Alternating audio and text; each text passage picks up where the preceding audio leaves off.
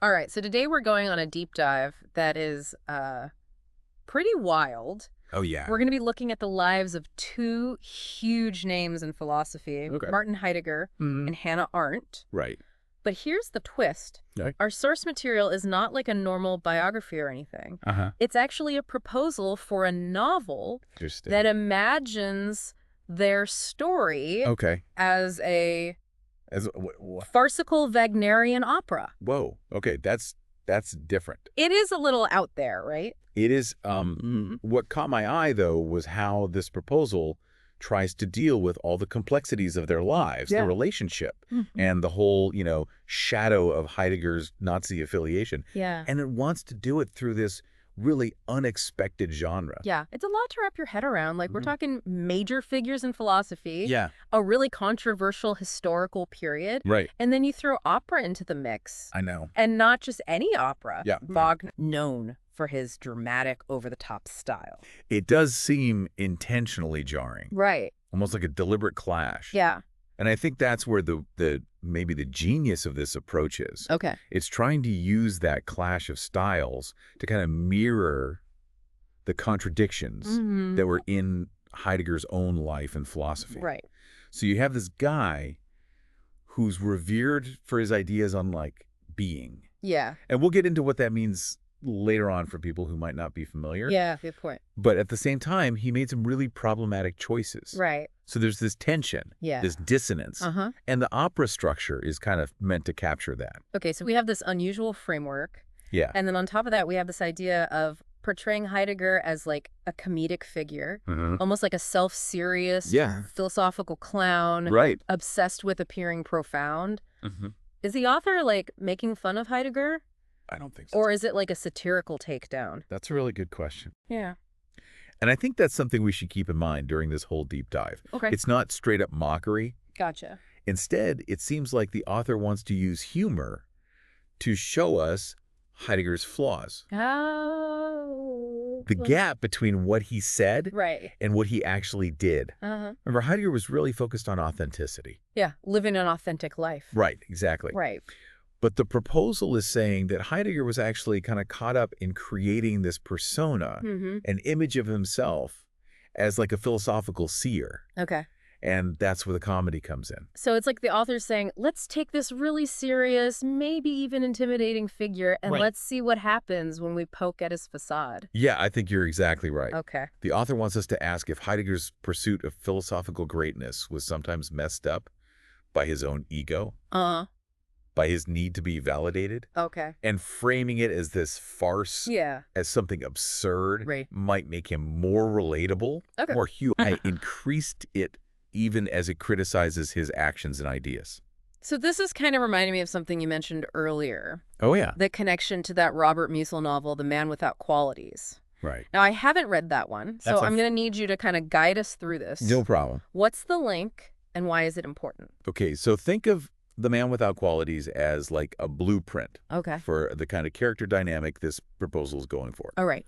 So in Musil's book, you have this guy, Ulrich. Mm. He's brilliant, but he's detached, Okay. kind of lost in a world where values are always changing. All right. And then there's his cousin, a goth. Okay. She's more introspective, Mm-hmm. more driven by emotion Hmm. and looking for deeper meaning. Gotcha. So the proposal is drawing a parallel between Ulrich and Heidegger, Okay. both obsessed with abstract ideas, Mm. and Agath and Arndt, Okay. who are more grounded and concerned with ethical questions. So it's not just about making fun of Heidegger's quirks, then. No, not at all. It's about using this comedic framework to look at a much deeper philosophical tension. It About can- tension between abstract thought Yeah.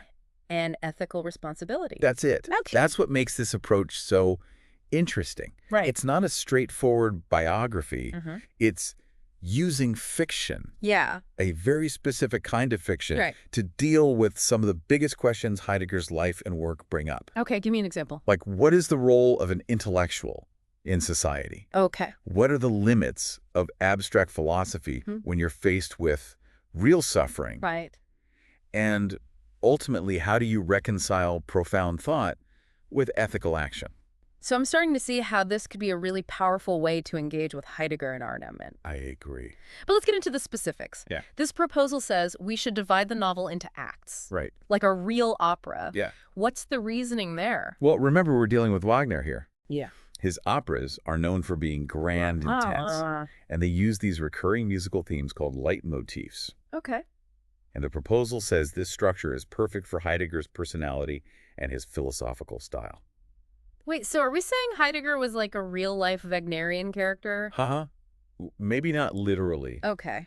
but he did cultivate a certain image, Okay. especially at his cabin in Tottenauberg. Right. He was known for his long, cryptic pronouncements on being. Mm-hmm. There was a real theatricality to him. So the proposal is playing with that. Yes. Using the opera structure to emphasize that performative side of Heidegger's life. Exactly. So it's saying that Heidegger wasn't just a philosopher. Right. He was a showman, a master of self-presentation. I like that. Okay. And dividing it into acts lets the author focus on different phases of his life, each with its own drama Okay. and emotional intensity. So, for example, act I would focus on. Act, that would be his rise. Okay. His retreat to Tottenauberg. And the construction of this persona we've been talking about. It's like watching him build his own stage. Uh-huh. Set the lighting, rehearse his lines. Okay. I'm intrigued, but I have so many questions. I bet. Like, how would this actually work in a novel? Right. What would the leitmotifs be? Good question. And where does Hannah Arendt fit into all this? All good questions. I think we need to unpack all that in the next part of our deep dive. Yeah, we've only just scratched the surface here. Definitely.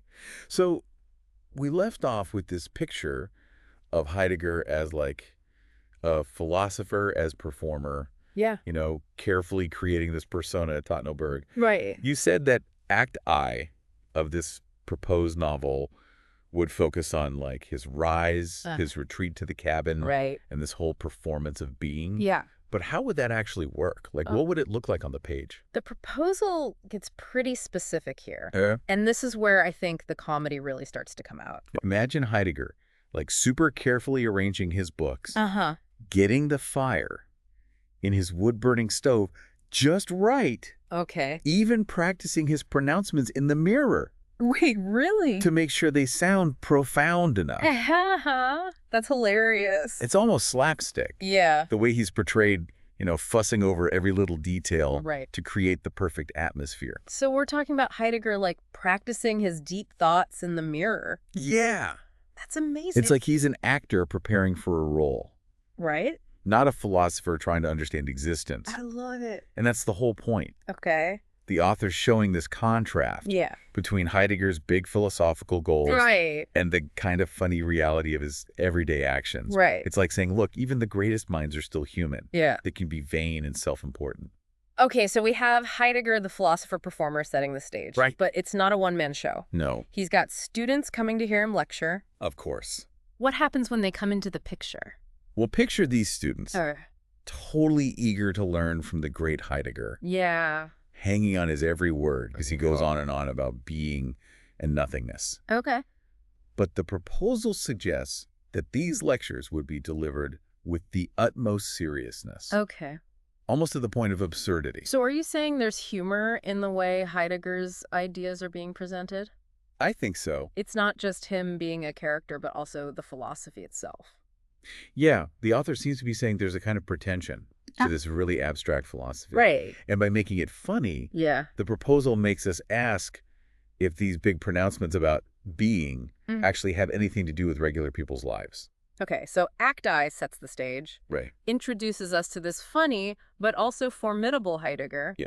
Maybe even makes us laugh at some of his more abstract ideas. I hope so. What about Act II? Okay. This is where Hannah Arendt shows up, right? That's right. And their relationship was... complicated. To say the least. Yes. How does the proposal handle that? Act II is where the opera structure really shines. Okay. It's framed as this dramatic duet with Heidegger and Arndt's voices like weaving together and clashing as their relationship grows and then falls apart. Right, because they first met when she was his student. Exactly. And they had this intense intellectual and romantic connection. So how does the proposal show that intensity? It suggests using a mix of lyrical prose and sharp fragmented dialogue. Interesting. So you'd have passages that capture the mood of their early romance. Yeah. All those late-night conversations, Yeah. the excitement of connecting intellectually. Yeah. But then you'd also have moments of tension, disagreement, where their voices clash. I like that. Like different instruments in an orchestra. So it's like their relationship is its own philosophical opera. Exactly. Full of highs and lows. And the proposal even suggests using musical terms to describe how they interact. Give me an example. You'd have moments of counterpoint where their voices come together, but also show their differences or dissonance to show the growing tension as their views change. I'm seeing how the music metaphor really works here. I think it's a good fit. But their relationship wasn't all abstract ideas and debates, right? No, of course not. There was a real-world historical context they couldn't ignore. Right. How does the proposal deal with that? That's where Act 3 comes in. Okay. And things get a lot darker. Okay. Remember that shadow of Heidegger's Nazi affiliation? Yeah. Act 3 takes us right into that darkness. So we're going from the comedy of Act 1 to something much more serious? Yeah, definitely.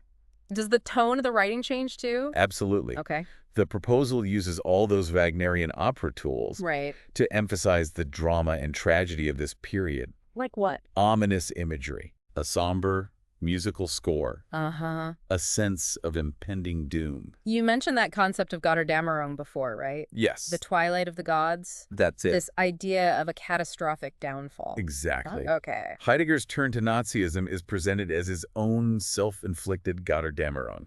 Wow. Like a descent into darkness. So it's like watching a tragic hero make choices that will destroy him. Right. Powerful stuff. And to really drive that home. Yeah. The proposal brings in a chorus of students. Interesting. What do they represent? They represent everyone who was silenced. Okay. Persecuted, forced to flee during the Nazi era. Yeah. Their voices would be like this haunting counterpoint to Heidegger's pronouncements, reminding us of the real consequences of his actions. Okay, so Act 3 is a total contrast to the lighter tone of Act Down. Yeah. It's like this reminder that even brilliant people can be corrupted. Yes. And that ideas have real-world consequences. For sure. So where do we go from there? Well, Act 4 shifts focus to a key moment. Okay. Paul Celan's visit to Tottenauberg in 1967. Okay. I know Celan was a Holocaust survivor. He was. And a brilliant poet. Yes. So his visit to Heidegger must have been tense. Very tense. It's like a confrontation between abstract philosophy and the experience of unimaginable suffering. Exactly. You have Heidegger, who's been mostly silent about his Nazi past, now face-to-face with someone who embodies the consequences of those actions. Yeah, it's a powerful juxtaposition. How does the proposal imagine this meeting happening? It's described as this tense emotional dialogue. Okay. Imagine Celan carrying the weight of his experiences, wanting some kind of acknowledgement from Heidegger. Yeah. But Heidegger, in typical fashion, tries to deflect Celan's questions. Of course. Retreating into his pronouncements about being and language. So it's frustrating for Celan. Extremely. He's looking for a real connection, recognition of his suffering. And Heidegger's trapped in his intellectual world. Exactly. And the proposal highlights this disconnect using stark lighting. Like a minimalist set to create this feeling of claustrophobia that mirrors the tension between them. Right. And the language reflects this too. Okay. Celan's voice is fragmented and pained, while Heidegger's is still ponderous and distant. Okay, so Act 4 is this confrontation between two very different ways of seeing the world. Right. But where does the opera go from there? Well, that's where Act V comes in. Okay. We go back to Heidegger, but now he's older. Right. Grappling with his past and what he did. Did the tone change again? Yeah, it becomes more somber. Okay. More introspective. Like we're watching a tragic hero in his final act. Right. Trying to make sense of his own story. Is there any redemption for him in this final act? That's a tough question. Yeah. And the proposal leaves it open. Okay. It suggests he might have moments of regret, maybe even self-awareness. Okay. But in the end, he doesn't fully face the moral consequences of what he did. So he remains this complex, contradictory figure. Yeah. Brilliant, but flawed. Right. Unable to escape his past. And to really emphasize that, the proposal suggests a very minimalist staging for Act V. Okay. We see Heidegger alone in his cabin, Uh-huh. surrounded by books and memories, the fire in the stove dying out. Wow, that's poignant. It's an image of a man facing the limits of his own life and his legacy. We've covered so much ground from the comedy of Act 1 to the tragedy of Act 3.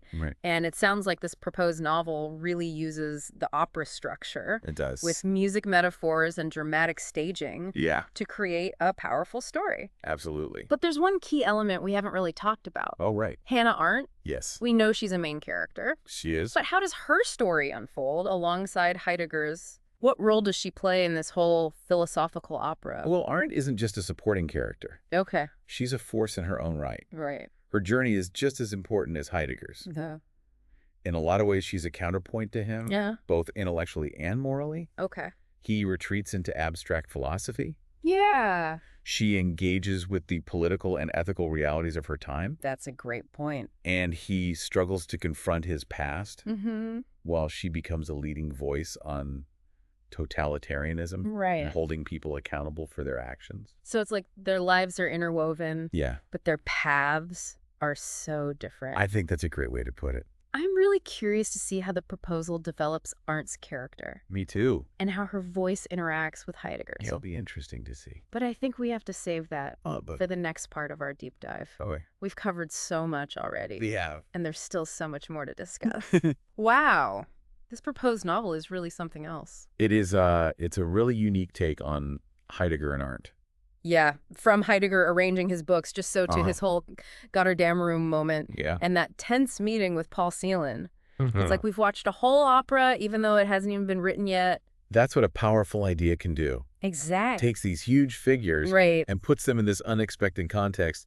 Makes us look at them and their ideas in a whole new way. Speaking of Arndt, we talked about how she's like this counterpoint to Heidegger throughout the story. But for our listeners who might not know her work as well, can you give us a quick Arendt 101? Like, what makes her so important? Well, Hannah Arendt was a political theorist, a philosopher, and a writer who tackled some of the biggest issues of the 20th century. She's known for her work on totalitarianism. Exactly. Her analysis of the Eichmann trial and that concept of the banality of evil. That's right. That phrase really stuck with me. It's a powerful phrase. Can you explain what she meant by that? Well, when Arendt was reporting on the Eichmann trial, she was really struck by how Eichmann didn't seem like a monster. He wasn't this fanatic. He just seemed like an ordinary bureaucrat. Part of the Nazi machine who did these horrific things without really understanding how evil they were. So that's where the idea of the banality of evil comes from. Yes. Evil not from ideology or hatred, but from thoughtlessness. From not thinking about the ethics of your actions. Exactly. And that's where the contrast with Heidegger is so striking. I agree. You have Heidegger, this giant of philosophy, retreating into abstract thought while the world's falling apart. And then you have Arendt facing the horrors head on, insisting that people are responsible for what they do. It's a powerful contrast. So how does the proposal weave their stories together? Well, like we said, Act 2 focuses on their relationship. The duet metaphor. Showing the good and the bad. But Arndt's presence is felt throughout the book. Even when she's not literally there. Exactly. So, for example, in Act 3, when Heidegger joins the Nazis, imagine Arndt's voice in the background. Maybe through letters or excerpts from her writing. It's like she's a conscience, reminding us of the ethical stuff Heidegger's ignoring. What about in the last act, when Heidegger is dealing with his legacy? The proposal has this really powerful scene where Arendt visits Heidegger one last time. She's this world-famous thinker now. And he's haunted by his past. It must be heavy with all their history. Definitely. Maybe some disappointment. Probably. Maybe even a little affection. Could be. But ultimately, it shows how far apart they've grown. That's a good way to put it. So it's not just about Heidegger or Arendt as individuals. No, it's bigger than that. It's about their ideas, their choices, and how those choices reflect the big dilemmas of the 20th century. I agree. We've talked about the structure, the characters, the historical context, but what about the writing style? How would the author make these operatic elements work in prose? It's a challenge. But the proposal has some interesting ideas. Like what? Remember the leitmotifs? Yeah, the recurring themes. The author wants to use something similar. Instead of music, though. Right, instead of musical phrases, you'd have recurring images or symbols for each character. Give me an example. For Heidegger, you might have the forests around Tottenhauberg. Representing his idea of being. Right. And his retreat from the world. Yeah, and we talked about how those forests also show his isolation. Right. What about Arndt? For Arndt, the proposal suggests images of light and clarity. Interesting. Reflecting her focus on reason and ethical action. You might see open spaces, busy cities, maybe even images of debate. Representing her commitment to public discourse. Exactly. So these images would create a kind of visual rhythm? Yeah, like the musical themes of an opera. And what about the language itself? The proposal suggests a mix of styles. Some parts would be lyrical, almost poetic, to capture Heidegger's philosophical thoughts and his early relationship with Arndt. Right. But then you'd also have sharp dialogue, especially in scenes with Arendt and Celan. Where there's a lot of tension. Exactly. So the writing would mirror the drama and the changes in perspective? Right. Like the emotional ups and downs of an opera? That's the goal. This proposal is a really unique way to look at Heidegger and Arendt. It is. But I've been wondering how people would react to this novel. It's a good question. It's such an unusual approach. Yeah, and Heidegger is a controversial figure. Do you think it would be well received? It's hard to say. Yeah. I think it would definitely get strong reactions. Right. Some people might be offended by the humor. Yeah, that's possible. But others might be fascinated by the whole concept. I think so. It's walking a fine line. It is. But that's part of what makes it so interesting. Definitely. It's not trying to simplify things. It's making us deal with the complexity, with the uncomfortable truths. Right. And to think differently about these figures and what they left behind. I agree. This deep dive has been quite a journey. It has. We started with this crazy idea. Yeah. A novel about Heidegger and Arndt, like a Wagnerian opera. Right. But the more we've talked about it, the more I see how insightful it could be. Me too. It's not just biography. It's using fiction to show us the complexity of human thought and action, the tension between individual choices in history, and the power of ideas to shape our world. It's a great reminder that even the most challenging figures and the toughest periods in history can be explored in ways that are both intellectually stimulating and emotionally engaging. It makes you think about your own life, your own choices, and what you'll leave behind. What mark will we leave? Exactly. Something to think about. So for our listeners out there, we'll leave you with this question. If you could write the opera of your life, what would it sound like? That's a good one. What would be the big themes, the important moments, the soaring areas, the tragic choruses? It's definitely worth thinking about. Keep exploring. Keep questioning. And as always, keep diving deep.